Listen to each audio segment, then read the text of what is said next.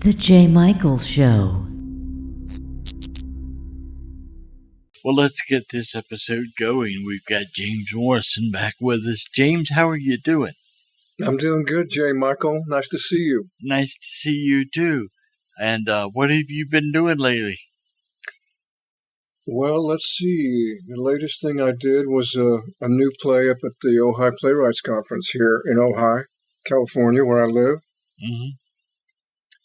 It's one of the leading new play development venues or organizations, conferences in the country, and I worked on a wonderful new play called The Collectivists by Jacqueline Backus. Wow. Okay, what role did you play in that? I played the role of a 90-year-old man with dementia. Ah. And what I decided was that I'm going to be able to play 90 years old for the next 20 years or so, and that's fine with me. I was the leader of a collectivist of a I hesitate to call it a commune, but it's of that era. I founded it in the early 70s, late 60s, early 70s. Right. And so there are flashbacks in the play. Yeah.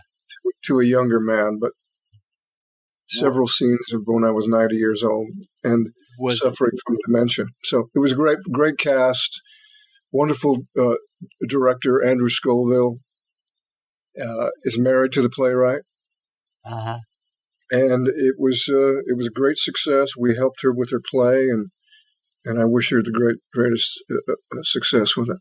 Was it makeup intensive? Did you have to wear a lot of makeup? No, I look 90 years old now. I mean, I think I pulled it off. It's a. Thank you for saying that. It was a reading, so it was a stage reading. We only had 6 days to rehearse it, and we put it up with script in hand so people could hear it.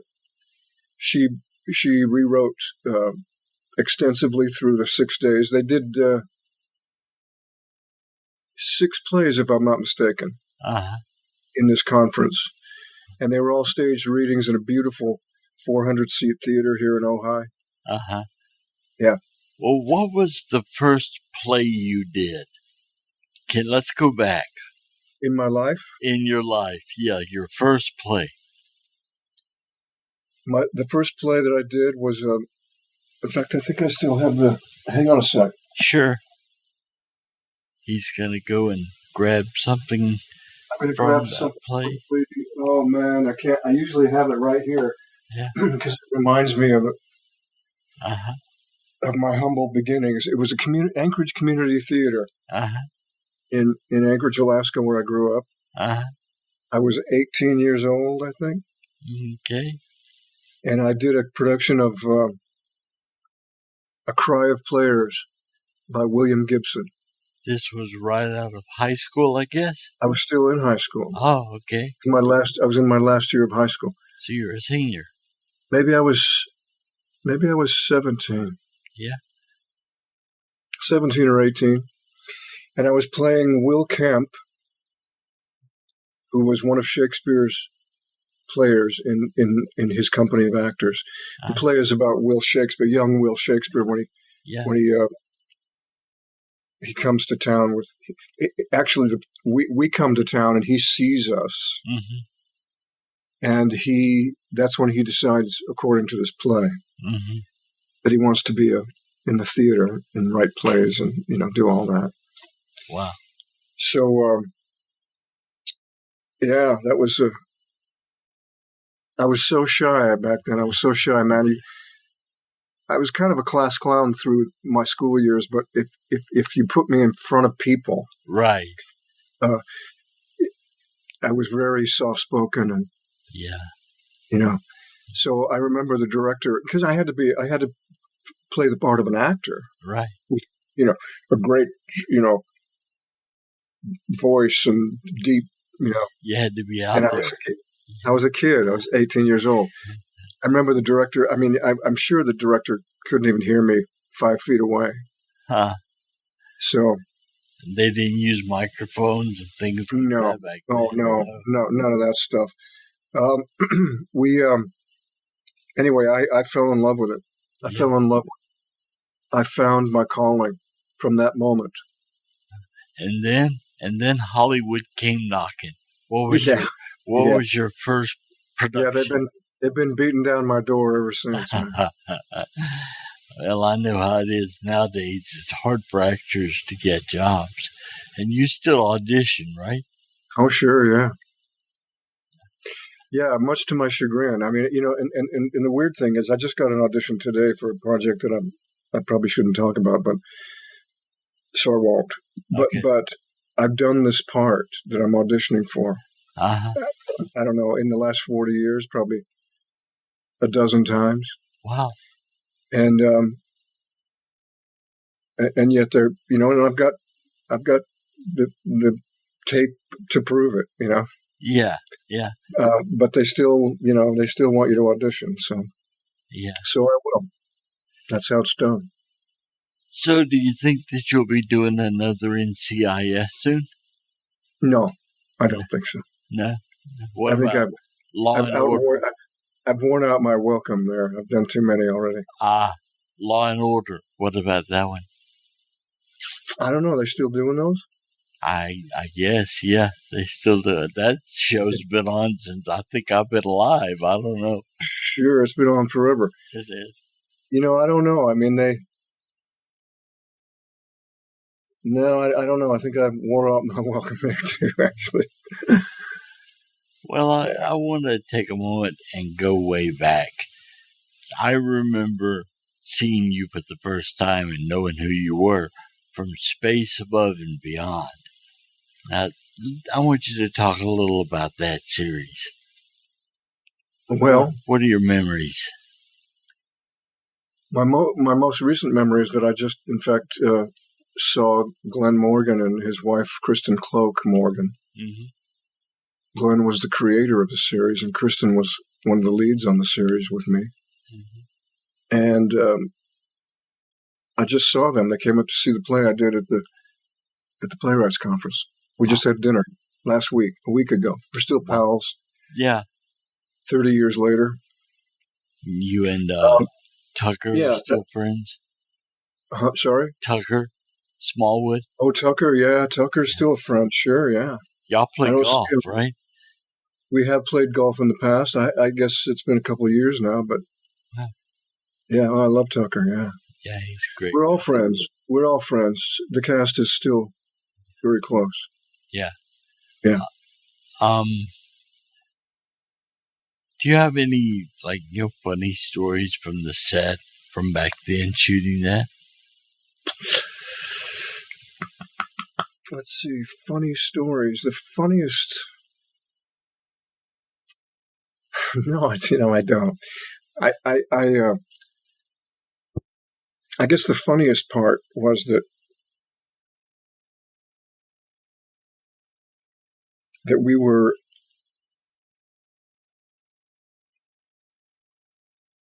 trying to figure out how to do a series about war. Mm-hmm. And none of us had ever served. We had Tucker did. Yeah. He was in Vietnam, but he was never in combat with us. Yeah. That was interesting because we were trying to make it real, but at the same time we had to conceptualize. Well, and we were actors. We were trying to. Right. We were doing a television show. But the Glenn especially took great care in trying to create a real gritty sort of sci-fi series, marrying the history of like World War II movies and sci-fi. That was a pretty interesting idea. Yeah. At the time, nothing was really funny because we all took ourselves way too seriously. Mm-hmm. Joel and I remember Joel being a cop, Joel De La Fuente. being cut up. We tried to keep it light when we could.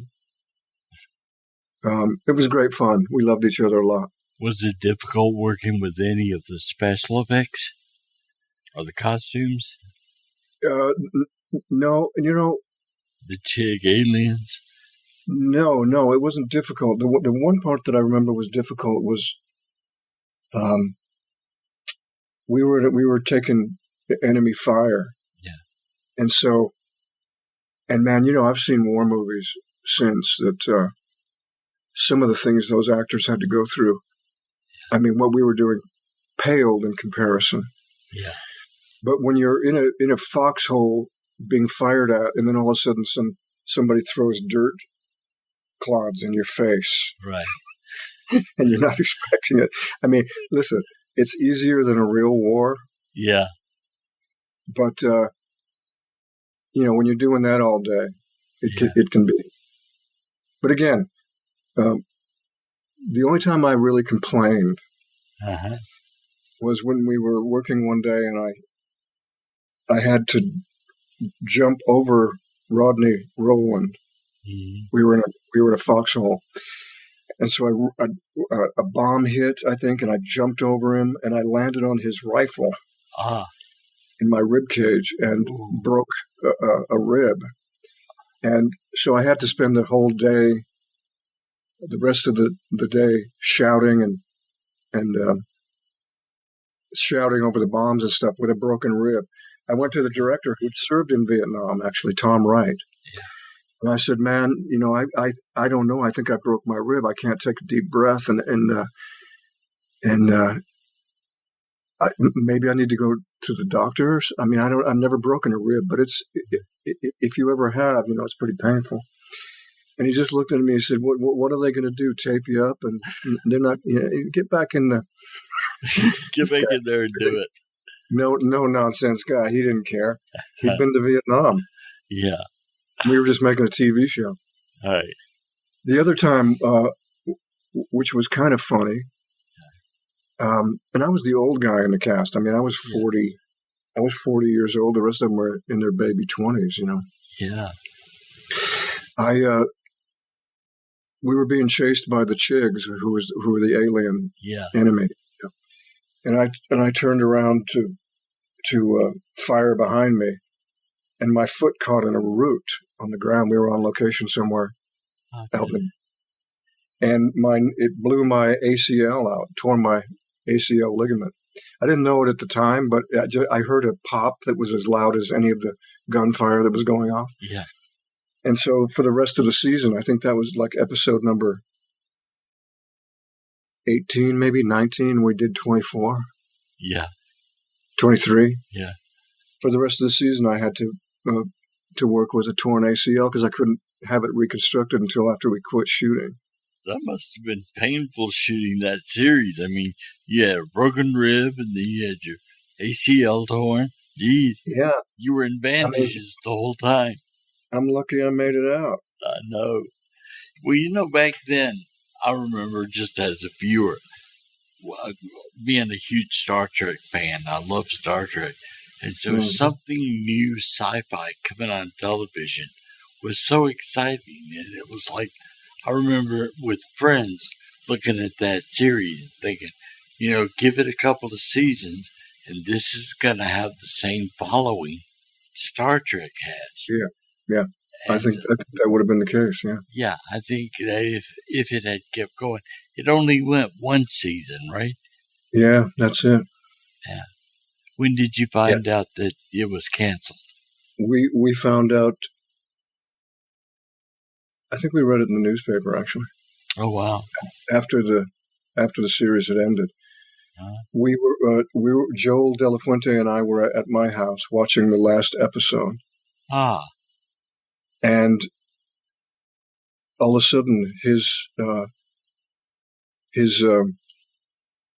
was in a spaceship sort of thing, firing at people coming in, like a dogfight in space. Right. And they blew up his ship. So he was gone. He was toast. And we were watching this. We had no idea. And that was sort of an indicator right there. Yeah. Because they knew. They knew when they... He knew at least he wasn't coming back, huh? Well, yeah, we figured that that was the end of it. And in fact, I think the story goes when Glenn Morgan said to the special effects guys, we need to blow this up and take Joel out. Yeah. And they went, no. And he said, yeah, believe me, it's okay. It's going to, because he knew. Yeah. But nobody else knew.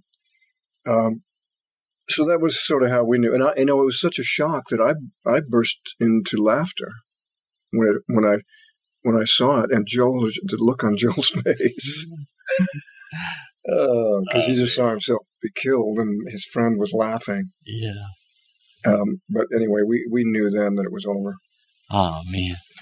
Well, what was the immediate thing you did after that? I guess the next thing I did was, I did some, I did, I don't mean this, well, I don't know how I mean it. I was going to say, I didn't do anything of consequence. Yeah, you did some guest appearances. I did some guest appearances, but I did an episode that Glenn wrote for me for Millennium, I think, guest star on Millennium, but the next thing I did that we thought might have a chance to go to series was a thing called The Wonder Cabinet. Uh-huh. And that was Morgan and Wong, too. That was with Curry Graham and Poppy Montgomery. Filmed in Vancouver. Uh-huh. And that was about 4 years later. It was actually, my wife was pregnant with Seamus when we were shooting. She was due when we were in Vancouver. Yeah. And her water broke right before we started shooting, so I was able to come back and be there for the birth, and then I had to go back and forth to Vancouver. Yeah. During the first month of his life. So that was really, his birth was the next thing of real consequence that happened. Well, how is he doing now? Oh, he's great. He's doing great, thanks. Is he enjoying college? Oh no, he's graduated. Oh, okay. He got his master's degree in TESOL, teaching English to speakers of other languages. Ah. And then he went to Spain for a year. Yeah. To teach English to Spanish elementary school kids. Okay. And he's going to go back next year to do the same thing. Is he teaching permanently somewhere? No, it's a year-long program in Spain, 9-month school year. Oh, okay. And then he's here for the summer. Yeah. So he's here back with us now. He will be there until fall. Where's he going in? He'll go in October until spring. We spend a lot of time there with him. Oh. Just traveling. Yeah. So that was. Do you speak Spanish well? No, I don't. But Seamus and Riyadh speak it pretty near fluent. Oh, wow. So, they're my translators. Yeah. That's what was scary with me going to Mexico with my wife, was because I didn't speak the language. You'd think I'd pick up on a few things. A week or so there, I could get around, but that was about it. Yeah. Yeah, you'd think so. Living in Texas, huh? Yeah, you'd think I know a lot of Spanish, but I actually don't.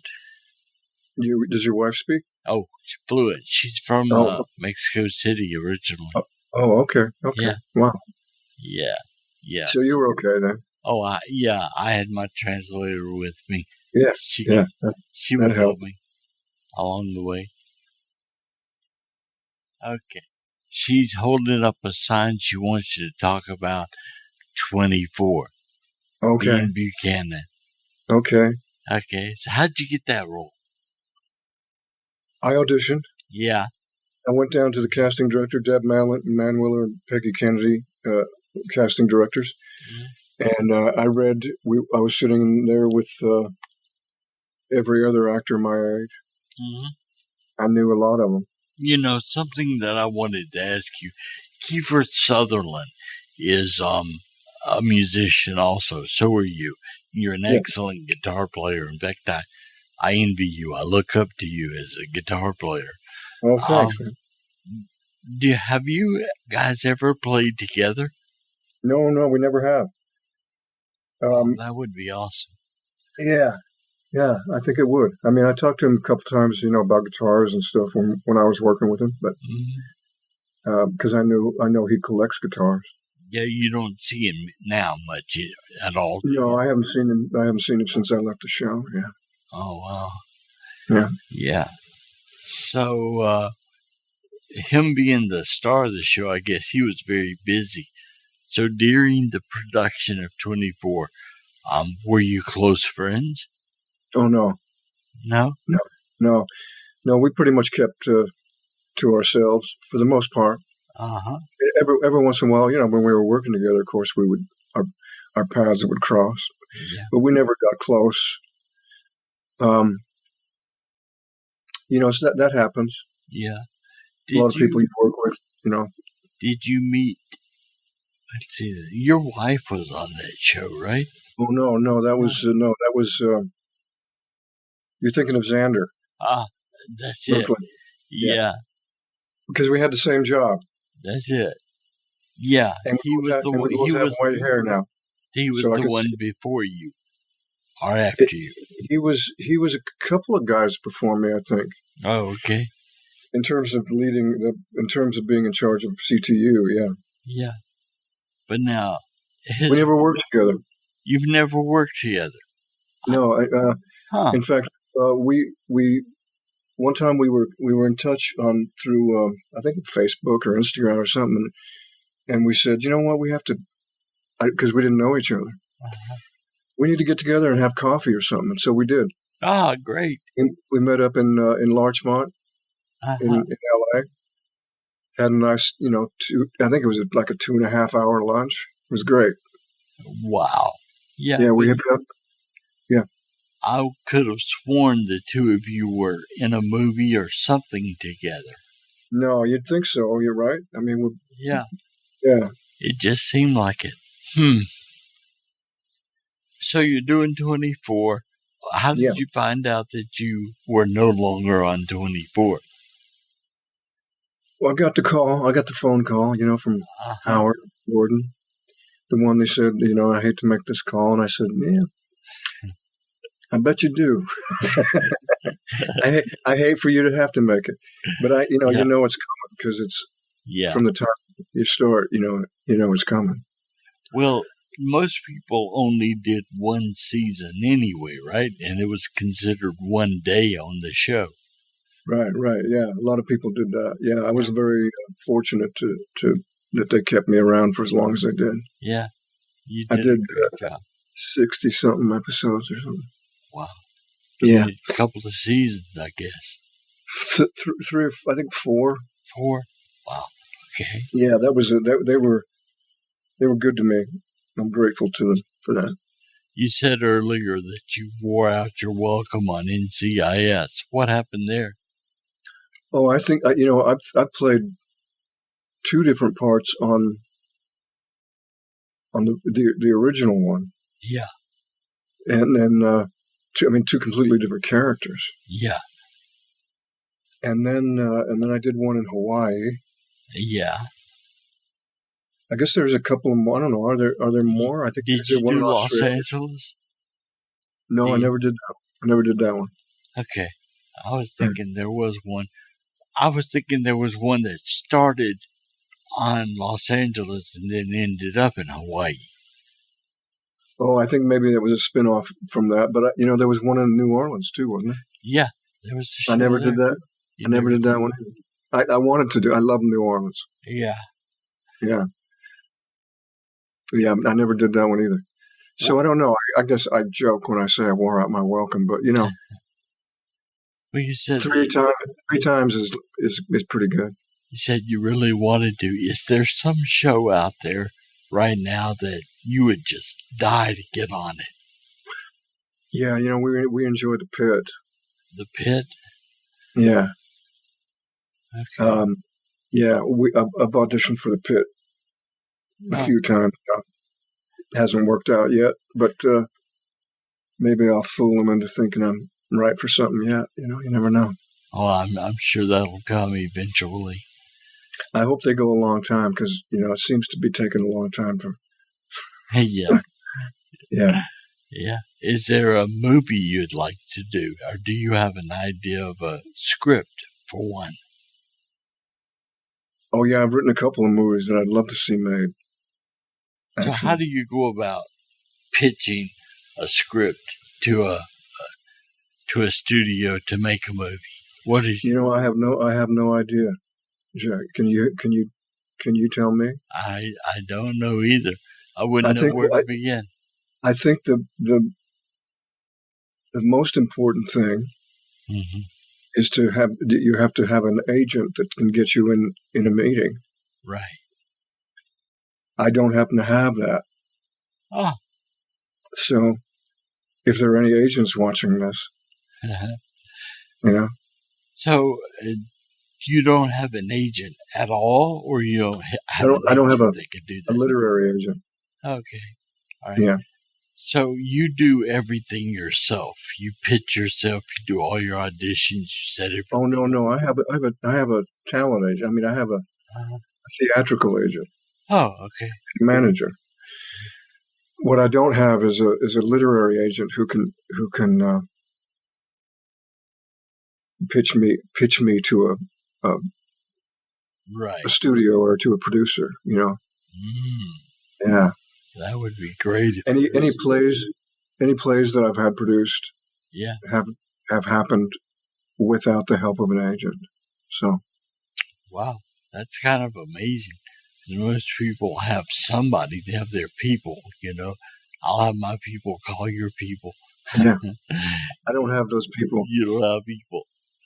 Yeah. But you never know. Yeah. Well, Hollywood today, it's very different than it used to be. And a lot of it is, because of politics and things. Do you see it changing because of politics? I don't know if it's because of politics so much as just the natural evolution of the business. I mean, I was just reading this thing the other day about what the change that happened in movies when during the advent of television. Right. They were making these movies that they were seeing millions and millions of dollars in box office. Right. And then like during the 40s when TV came, when every living room in the country suddenly got a TV, box office, movie box office just dropped. Right.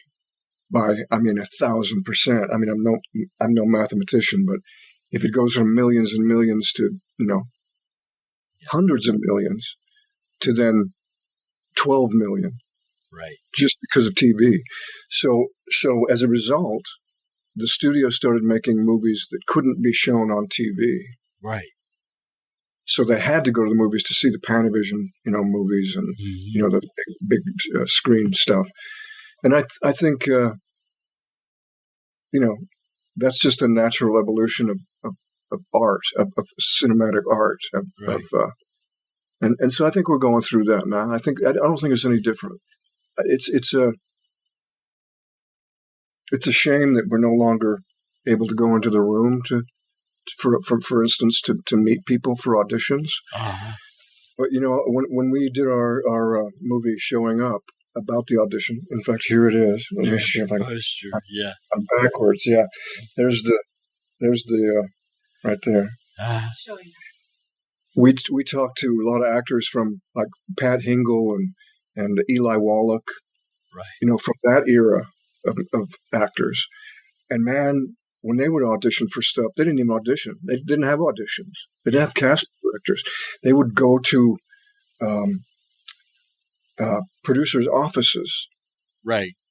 And they would walk in the door and open the door and say, "Hey, is there anything going on for me?" And the secretary would say, "Nope, there's nothing for you." That was the. Come on in. Or they'd say, "You know what? Yeah, come on in and read this." There was just no way to compare that to what it eventually became. So I think it's just part of the natural evolution of the business. And it may, I don't know if actors will ever get back into the room. Right. Well, because there are no rooms. I know. Auditioning now is all done like this, just self-tape or Zoom. Yeah. And now there's something they're working on called vertical, where they actually shoot the movie this way rather than widescreen. And God, I hope that doesn't take off. It's already taken off, I'm afraid. Yeah. I think that ship has sailed, but and a lot of it, is non-union too. I mean, people are getting away from having SAG. They're non-union shooting. Yeah. Do you think that's a good thing or a bad thing? Oh, I'm a union guy all the way, so I don't know. I mean, I don't know if it's. I mean, I think it's wonderful that anybody can work as an actor, no matter how they do it. I wish that the union wasn't being, I don't know, sort of driven out. Yeah. Process, because I think there are a lot of protections and I'm collecting my pension now that for 40 years of working, so that's not going to happen for young actors now. There's not going to. Well, SAG also handles insurance too for actors. Insurance, but I mean it's harder and harder to get. Yeah, especially for senior performers. But yeah, it's hard to earn for anybody really.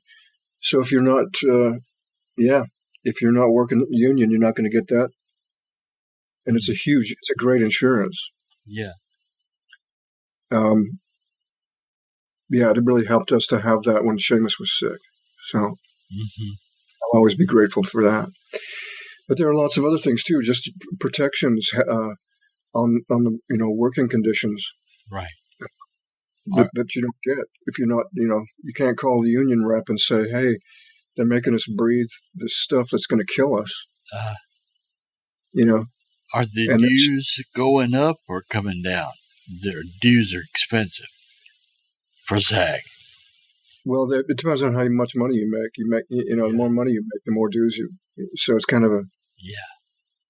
If you're making a lot of money, you're actually happy to pay those dues. Yeah. Because it means you're. Yeah, you can. And you do get something for you get a lot of bang for your buck. You get, like I said, those protections. Who's in charge of SAG now? Who's the president? Oh, the president is Sean. Sean. His last name. I can't remember his last name. I can't either, and I worked with him on 24. Sean. What was it? Yeah. Look up his name on the Lord of the Rings. Okay, my producer is sitting next to me, my wife. She's looking it up right now. Okay. But sorry, Sean. Yeah. Dresser. She was the one that ran it before. Fran Drescher. Fran Drescher. Yeah. Did you know her well? I worked with her once in a play, actually. Okay. Tell me in the early 90s. She was fun to work with. She was sweet. Yeah. Talk about what was the play about. She called me Jimbo. Jimbo. Nobody called me that but my big sister. Sean Astin. Astin, yeah. Thank you. She was. It was a not a very good play. At the Pasadena Playhouse. A long time ago. Years ago, yeah. Early 90s, yeah. Wow. Mm-hmm. What is your favorite project so far that you've done, that you've worked on? Well, I think it would have to be, aside from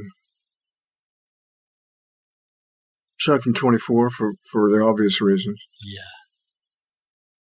I think it would have to be the solo play that I wrote and acted in. Yeah, that was a one-man play, right? Yeah, Leave Your Fears Here. Yeah. I did it at not long ago. You were on stage with it somewhere. I remember seeing something about you doing it. I did it at the Ohio Playwrights Conference. That's where we developed it. With my director, Robert Egan. He used to be the artistic director of the Mark Taper Forum here in Los Angeles. Right. I've known him forever. And then that was 2019. And then that was right before everything shut down. Yeah. And then we did the premiere at the Great Barrington Public Theater in Massachusetts in 2022, I think. Yeah. And it's been done 4 times since. Yeah. I was thinking you did it not too long ago. In Atlanta. Yeah. Let me ask you, just if you will, or if you can, give us a little taste of that play. Act a little segment of it, or can you do that? Okay. Oh, wow. Let me see if I can. Yeah. If I can remember it. Let's see. I might have it right here, actually. It's approximately 300 steps from the main entrance of Children's Hospital LA to our home, our room on the 6th floor rehab unit, our home for the next 3 months.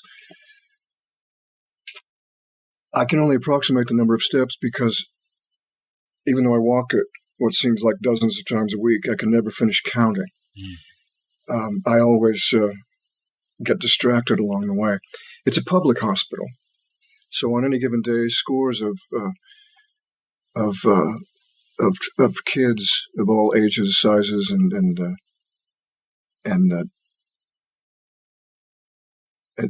degrees of disability are wheeled in and out for treatment. I weave my way around and through them as I make my way toward the room that Riyadh and Seamus and I call home. And then I go through that, what happens on the way to the room, and I pass the kids' rooms that are our neighbors, and I talk about the kids, and then I get to finally reach the room. That's chapter 3, I think. Yeah. So it's just it's a chronicle basically of what happened to my boy Seamus. Yeah. And how he helped me navigate it. Right. He's an amazing kid. Yeah. And he taught me how to see what was happening to him. And it ends up being sort of a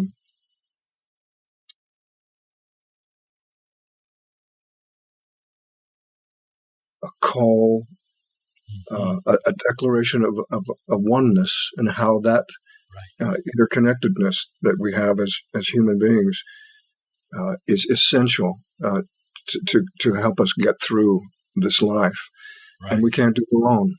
Exactly. So that's my sort of my way of saying, we need each other. Yeah. To do this thing called life, and that's what my boy taught me through this. Yeah.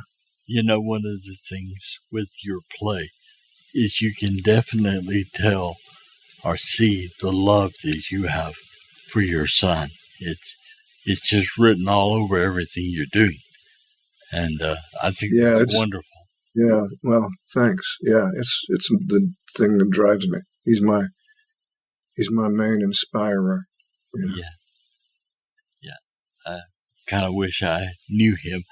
We actually follow each other on Instagram, I think. Oh, do you? Yeah, I see a lot of his posts, and he's a wonderful kid. Wonderful. He's a great kid. He's a great person. Yeah. And he's actually a really, really wonderful writer. He wrote a piece recently about an autobiographical piece. Mm-hmm. He's a great poet. I use some of his poetry in my play, actually. Okay. Yeah. Can we get a little piece of that? A little taste? Yeah, I'll read you one. Okay. This is a new one, actually, that I added. It wasn't in the play until I read it, and I said, man, I need to put this in the play. He wrote this when he was in high school. Okay. It's called Let Them Be Pretty. Ah. As the bus rolls forward toward its destination, we all move as one in our separate seats. Connected by a single moving object, we ride with our minds running the opposite direction. In fact, we run in completely different directions to be understood only by a spider's web. We run with fear on our backs, with sympathy in our hearts. But for how long is the question? Mm-hmm. Let them be pretty to ease their running pains, to show them the way on the racetrack. Let them be pretty, you who sees their struggle, who takes the brunt of what they run from. Let them be pretty, the ones who see darkness here and beauty far away. Let them run for it. Oh, wow. That was very good. Me and my wife over here are clapping. That was wonderful. So I sort of help his poetry sort of helps me convey how we track his recovery from the time when he was 10 through college, actually. You said that he was in high school when he wrote that. So how was he? He's probably 16. Wow. Amazing. Yeah. Incredibly talented. And of course, we see where he gets it from. Well, yeah, I don't know. He came here with his stuff. Yeah. You have won multiple awards. You've won a Sundance Film Festival Award, Primetime Emmy Award. Which one are you proud of the most? Well, let's see. Well, I was proud to be on 24 when it won the award for Best Drama for season 5. I was proud to be among those artists. Yeah. I think I was I'm most grateful to have received the LA Drama Critics Award for El Salvador. That was the play that I met Riyadh in. Uh-huh. My wife. Yeah. Yeah, in 1988. And so I think that whole experience, but especially because I met her there. Yeah. And also because I and listen, I know that, reviews and what critics think of your work is well, it's up for debate. Right. About how much value it has, but I think it was meaningful to me because when I did Cat on a Hot Tin Roof at the Mark Taper Forum in 1983, I got the worst reviews I've ever received from some of the LA critics, and it just about did me in because I wasn't used to that. I'd never really been exposed to that kind of critical drubbing. Yeah, and it really twisted my wig, as they say. Okay. So I had to work through a lot of stuff. So 5 years later, then I sort of felt, I don't know, I sort of felt redeemed. Yeah. In a way. Have you ever felt like you just wanted to give up and not do it anymore? Oh, not from anything like that, but not from what other people thought. Certainly not. Good. There were times when I said, what is this worth the trouble? Is it worth the trouble? Right. Because it wasn't making me happy. And when I started, I had to get back to what I felt when I started, why I decided to do what I do. And so yeah, I've had moments where I said, I don't know, this isn't fun anymore. Yeah. But never to the point where I got. But that's, to me, that's sort of like considering suicide. Yeah. If you're in such despair that you consider it, you need to. You either are able to, hopefully, seek the help you need to stop those kinds of thoughts. Yeah. Or you make changes that will alleviate that pain. Have you ever been on that edge where you considered that it was time to end it all? I think there was a time before I got sober that I actually wondered if maybe I wasn't killing myself. I thought I had a death wish. Yeah. To be doing what I did, to abuse myself like that. So that was part of the reason I quit. Was finally I just said, you are killing yourself. How long have you been sober? Since 1982. So what's that? I'll be sober 43 years and change. Did you go through AA? I went to AA meetings. Yeah. Yeah. Do you get the coins? Things they give you? I did, yeah. Yeah. Well, I'm proud of you. Thanks, man. Yeah, I think it's in October. It'll be 44 years. Wow. I've never been addicted to alcohol. I was addicted to smoking, but not alcohol. And so in a way, a part of me was like, I don't understand how you get addicted to this, because it's actually horrible, but then so is cigarettes. But yeah.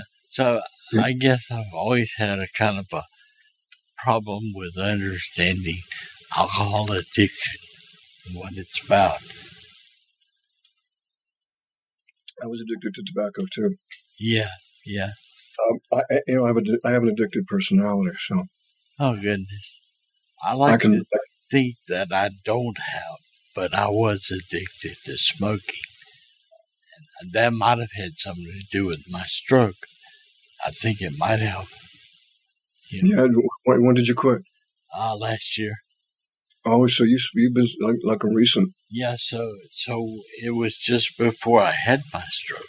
I had quit, and I really think that my body couldn't handle it. That it was a sudden change. How long did you smoke? Oh, most of my life. Oh, so I think probably the chances are that it did have something to do with that. I think that it did. Yeah. But you're feeling pretty good now? Oh, yeah. Yeah. I mean, I can make it. I can't walk. I have to have a walker. Okay. Because my balance is messed up. Yeah. I'm unable to stand and balance and walk.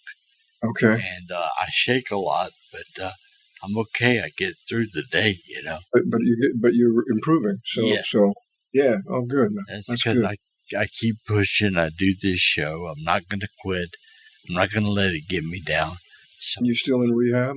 I do rehab here at home. Okay. Yeah. Well, I've been following your recovery, and I've been, you've been in my meditation. Oh, absolutely. You. Yeah. Thank you so much. That means a lot. Okay. So what's up for you next? Next is a short film that I wrote. And my dear friend Kate Boyer is going to be in it with me. What's it about? It's about a guy, speaking of alcoholism, who is, it's called Thank You. Mm-hmm. And it's about a guy who's reminded that he needs to save his own life by a close friend. So basically she saves his life.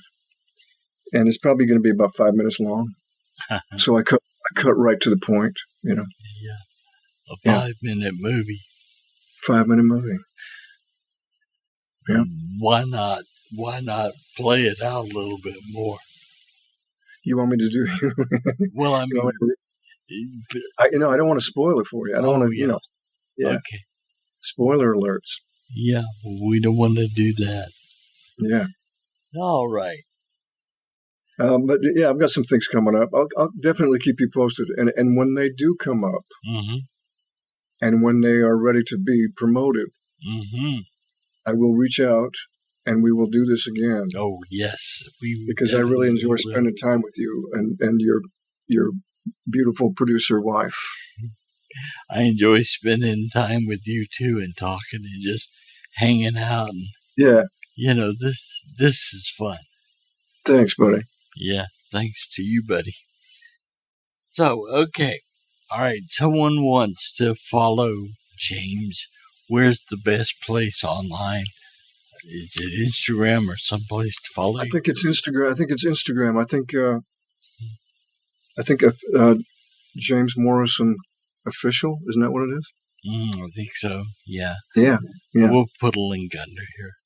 Or there's another one. There's another one actually because I have two of them. Don't ask me why.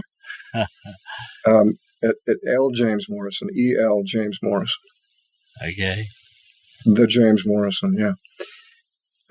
So either one. Yeah. Follow you on Instagram. Definitely want to do that. And keep up with this new movie that you're working on. Yeah, I'll keep you posted. And any writing that you do. So, yeah. Perfect. Chances are I'll be doing Leave Your Fears Here, my solo play in Los Angeles sometime in the next year. So I'll keep you posted on that too. Okay, good deal. Okay. James, thank you so much for being my guest. I really appreciate it. Thank you, Jerry. Always good to spend time with you, buddy. All right, man. Take care. Take care.